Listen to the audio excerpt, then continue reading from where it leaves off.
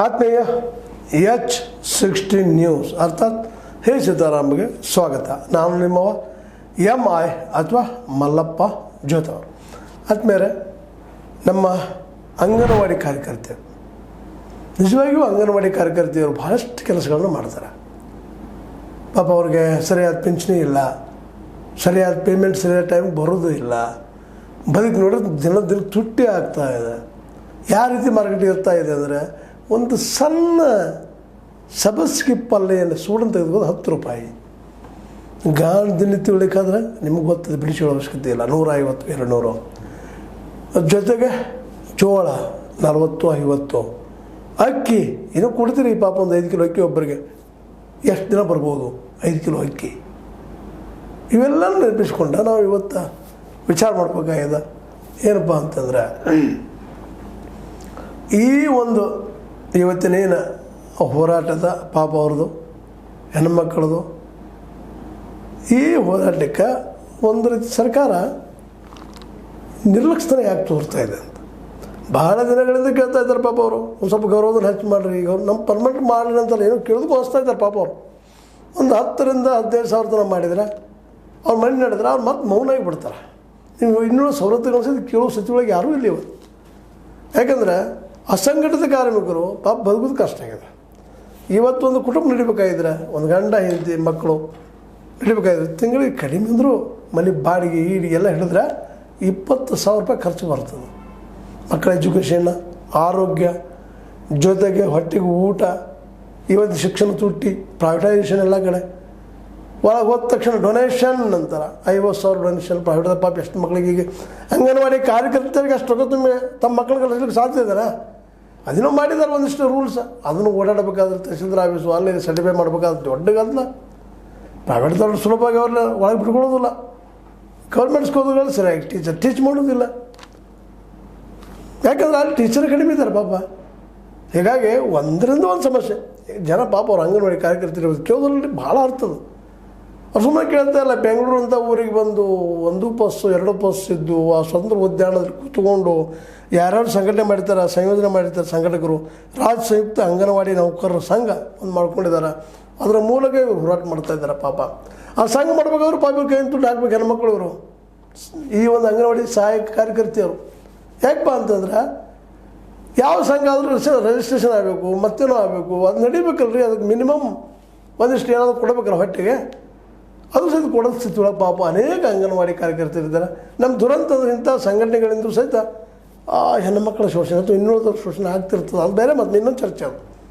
ಅದು ಅವ್ರು ಮಾಡ್ಲಿಕ್ಕೆ ಇದ್ದಿದ್ದಾರಲ್ಲ ಒಂದು ಹೋರಾಟವನ್ನು, ಅದನ್ನು ಮೆಚ್ಚಿಸ್ಬೇಕಾಗ್ಯದ.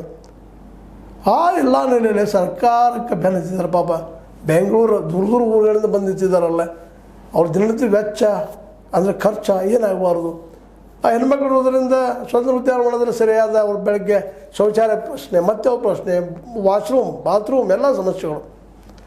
ಇದನ್ನೆಲ್ಲ ಮೀರಿ ಪಾಪ ಬಂದು ನಿಲ್ತಾ ಇದ್ದಾರೆ. ಇದಕ್ಕೆ ಸರ್ಕಾರ ಯಾಕೆ ಗಮನ ಹರಿಸ್ತಾ ಇಲ್ಲ? ಇರ್ಬೋದು ಫಂಡ್ ಕಡಿಮೆ ಸರ್ಕಾರದ್ದು. ಇದು ಕೊಡ್ತಾರಪ್ಪ, ಗ್ಯಾರಂಟಿ ಕೊಡಬೇಕು, ಅದನ್ನು ಮಾಡಬೇಕು, ಎಲ್ಲ ಮಾಡಬೇಕು. ಮತ್ತು ಅದನ್ನು ಮಾಡೋದಕ್ಕಾಗಿ ನೀವು ಸ್ವೀಕಾರ ಮಾಡಿದ್ದೀರ ಅಧಿಕಾರವನ್ನು.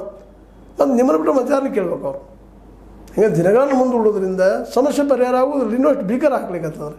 ಅವ್ರೇನೂ ಕೇಳ್ತಾ ಇಲ್ಲ. ಒಂದು 15,000 ರೂಪಾಯಿ ಪಗಾರನ ಮಾಡಿ ನಮಗೆ ತಿಂಗಳಿಗೆ ಕಾರ್ಯಕರ್ತರಿಗೆ, ಮತ್ತು ಸಹಾಯಕರಿಗೆ 10,000 ಮಾಡಿರಿ ಅಂತ. ಈಗ ಕಡಿಮೆ ಅದು ಪಾಪ ಅವ್ರಿಗೆ ಬದುಕು ಕಷ್ಟ ಆಗಿದೆ. ಸಹಜ ಅನ್ನಿಸ್ತದ್ರಿ ಯಾರಿಗಾದರೂ.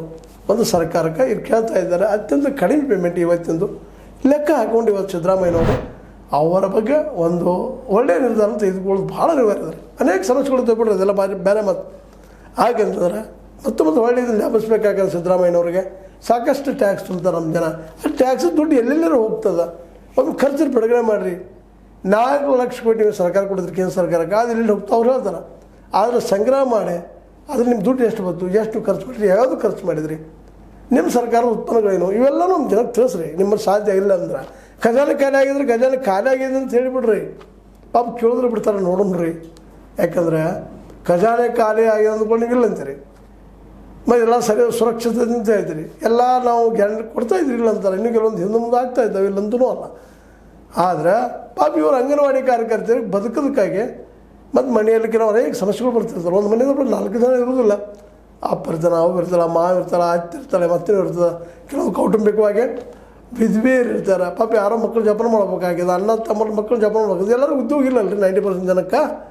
ಇಷ್ಟರೊಳಗೆ ಅವರೆಲ್ಲ ತಮ್ಮ ಬಜೆಟನ್ನು ಮಾಡ್ಕೋಬೇಕಾಗ್ತದೆ. ನೀವು ಕೊಡೋ ದುಡ್ಡಿನಿಂದ ಮತ್ತು ಕೆಲಸ ಮಂದಿ ಸಾಕಷ್ಟು ತೊಗೊಳ್ತೀರ ಅವ್ರ ಕಡೆಯಿಂದ. ಅದಕ್ಕೆ ಅವ್ರು ಬ್ಯಾಸದ ಕೆಲಸ ಕಡಿಮೆ ಮಾಡಿದ ಅದು ಕೇಳ್ಕೊಂಡಿದ್ದಾರೆ, ಹೆಚ್ಚುವರಿ ಕೆಲಸ ನಾವು ಬ್ಯಾಡ್ರಿ ಅಂತೇಳಿ. ಆದಷ್ಟು ನಮ್ಮ ಕೆಲಸ ಅಂತ ಹೇಳಿ ಅಷ್ಟೇ ಮಾಡ್ತೀವಿ, ಹೆಚ್ಚುವರಿ ಕೆಲಸನೂ ತೊಗೊಳ್ತೀರಿ, ತೊಗೊಂಡು ಮತ್ತು ಕಡಿಮೆ ಪಗಾರ ಕೊಡ್ತೀರಿ. ಇದೇನು ಅಂತೇಳಿ ಸರ್ಕಾರದ ಮುಂದೆ ಇವ್ರ ಬೇಡಿಕೆ ಆಗ್ಯದ. ಸರ್ಕಾರ ಇದ್ರ ಬಗ್ಗೆ ಎಲ್ಲ ಗಮನ ಹರಿಸ್ಬೇಕಾದ್ರೆ ಮತ್ತು ತಿಳಿದಿಲ್ಲ ಅಂತಲ್ರಿ ಸರ್ಕಾರಕ್ಕೆ ಎಲ್ಲ ಗೊತ್ತದ ನಿಮಗೂ. ಆದರೆ ಅಡ್ಜಸ್ಟ್ಮೆಂಟ್ ಮಾಡಲಿಕ್ಕೆ ತೊಂದರೆ ಆಗ್ತದೆ ಅಂತೇಳಿ ಅರ್ಥ ಆಗ್ತದೆ. ಆದರೆ ಇವ್ರು ಬದುಕಿದ್ರೆ ಇಲ್ಲೇ ಬದುಕಿಗೆ ಏನಾದರೂ ಶಾಶ್ವತ ಪರಿಹಾರ ಹುಡುಕ್ಬೇಕಾಗಿದ್ದ ಸಿದ್ದರಾಮಯ್ಯರ ಆದ್ಯ ಕರ್ತವ್ಯ. ಯಾಕಂದರೆ ಇವ್ರ ಸಲುವಾಗಿ ಆಯ್ಕೆ ಆಗಿದ್ರೆ ಇದು ಜನ ಓಟ್ ಹಾಕಿದ್ದಾರೆ ಅಂತೇಳಿ ಇವತ್ತು ದೊಡ್ಡ ಗದ್ದಿಗೆ ಮೇಲೆ ಕುಳಿತುಕೊಂಡಿದ್ದೀರಿ. ಅದನ್ನು ಮುಂದೆ 5 ವರ್ಷ ನಾನೇ ಇರಬೇಕಂತ ಬಯಸ್ತಾ ಇದ್ದೀರಿ. ಈ ಜನರ ಸಹಕಾರ ಸಹಾಯ ಸಿಗದಿದ್ರೆ ಇವತ್ತು ಬರ್ತಿರಲಿಲ್ಲ ಅನ್ನೋದು ಅಷ್ಟೇ ಸಾಧ್ಯ. ಯಾಕಂದ್ರೆ ನೀವು OBC ಅಂದರೆ ನಿಮ್ಮದೇ ಅಂತ ಹಿಂದುಳಿದ ಒಂದು ಏನು ಸಂಘ ಪಂಗಡಗಳನ್ನ ಜನರು ಹಿಡ್ಕೊಂಡು ಒಡ್ಡಿದ್ದು ರಾಜಕೀಯ ಮಾಡ್ತಾಯಿದ್ರಿ. ಅಹಿಂದ ರಾಜಕೀಯದಲ್ಲಿ ಹೆಚ್ಚಿಗಿರೋರು ಇವರು. ಮತ್ತು ಇವರ ಒಂದು ಬದುಕನ್ನು ಇವತ್ತು ಕಟ್ಟಬೇಕಾಗಿದ್ದು ನಿಮ್ಮ ಆದ್ಯ ಕರ್ತವ್ಯ. ಅದನ್ನು ಮಾಡಬೇಕು. ಮತ್ತು ಇನ್ನೊಂದು ಮಾತು ಇಲ್ಲಿ ಗಮನದಲ್ಲಿ ಇಟ್ಕೋಬೇಕಾಗ್ತದೆ. ಏನು ಬಂದರೂ ನೀವು ಟ್ಯಾಕ್ಸ್ ಮೇಲೆ ಮಾಡವ್ರ, ಆ ಟ್ಯಾಕ್ಸ್ ಎಲ್ಲೆಲ್ಲಿ ಸೋರ್ತದೆ, ಏನಾಗ್ತದೆ ಒಂದು ಜನರ ಮುಂದೆ ಹೇಳ್ರಿ. ಇಲ್ಲಪ್ಪ ಈ ನೀವು ಕೊಡ್ತಿರೋದು 4-4.5 ಲಕ್ಷ ಕೋಟಿಗಳಲ್ಲೇ ಎಲ್ಲನೂ ಅವರೇ ಇಟ್ಕೊಳ್ತಾರೆ ಹೇಳಿದ್ರಿ. ಈಗಾಗಲೇ ಒಂದು 100 ರೂಪಾಯಲ್ಲಿ 13 ಪೈಸೆ ಮಾತ್ರ ನಾವು ಬರ್ತದೆ ಅಂತ ಹೇಳ್ತೀರಿ, ಅಡ್ಡಿ ಇಲ್ಲ. ಇದನ್ನೆಲ್ಲ ಶ್ವೇತಪತ್ರ ಹೊರಡಿಸ್ರಿ. ಈಗ ನೋಡಿರಿ ಬೇಡಿಕೆ ಎಷ್ಟಿದೆ ಪಾಪ. ಅವರು ಭಾಳಿಲ್ಲ ಜನ, ಅವ್ರು ನಮಗೆ ವೈದ್ಯಕೀಯದ ಹೆಲ್ಪ್ ಮಾಡಿರಿ ಅಂತ ಕೇಳ್ತಾ ಇದ್ದಾರೆ. ಹೌದು, ಇವತ್ತು ವೈದ್ಯಕೀಯ ಬೇಕಾಗಿದೆ, ಅದಕ್ಕೆ ಫ್ರೀ ಮಾಡಿರಿ ನಿಮ್ಗೆ ಅಂತ ಹೇಳ್ತಾ ಇರೋದು. ವೈದ್ಯಕೀಯ ಒಂದು ಪ್ರತಿ ದವಾಖಾನೆ ಹೆಚ್ಚು ಮಾಡಿರಿ, ಗ್ರಾಮ ಮಟ್ಟದಲ್ಲಿ ಆಯಿತು, ಎಲ್ಲೋ ಆಯಿತು.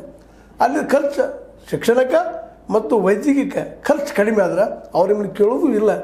ಅಲ್ಲೇ ಸ್ವಸ್ಥ ಸಿಗುವಂಥ ದೊಡ್ಡ ರೋಗ ಇದ್ದಾಗಂತ ಆಯುಷ್ಮಾನ್ ಭಾರತ್ ಪಡಿಬೇಕಾದ್ರೂ ಸಹಿತ ಅದು ಆಯುಷ್ಮಾನದ ಏನದಲ್ಲ ಅದು ದುಡ್ಡನ್ನು ಪಡಿಬೇಕಾದ್ರೂ ಎಷ್ಟು ಅಡ್ಡಾಡಬೇಕು, ಎಷ್ಟು ಗುದ್ದಾಡಬೇಕು, ಅದು ಬೇರೆ ವಿಷಯ. ಮತ್ತೆ ನಮ್ಮ ಚರ್ಚೆ ಮಾಡಿದ್ರೆ ನಿಶ್ಚಿತವಾಗಿಯೂ ಈ ದೇಶದಲ್ಲೇ ಬಡವರು ಬದುಕುವಂಥ ಸ್ಥಿತಿ ಇಲ್ಲ.